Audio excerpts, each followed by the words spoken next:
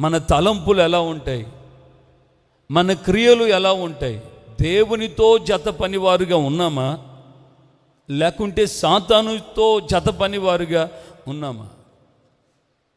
దేవునితో జత పని అయినటువంటి వారి యొక్క పరిచర్య విధానాలు, వారి యొక్క మార్గాలు భిన్నంగా మారుతూ ఉంటాయి.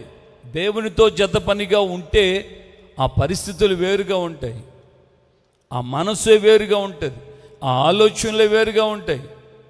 లోకంతో మనం విచ్చోడిగా ఉన్నాం అనుకోండి, లేక సాతానుతో మనం జోడిగా ఉన్నాం అనుకోండి, మన ఆలోచనలు తలంపులన్నీ వేరుగా ఉంటాయి. సేవకులమే. ఇక్కడ మనం దేవుని ఆత్మ మనకి ఇస్తున్న మాటను చాలా చక్కగా హృదయంలో పదిలపరుచుకోవాలి. మనము క్రీస్తుతో కూడా జత పనివారమై ఉంటే ఎలా ఉంటుంది మన పరిస్థితి?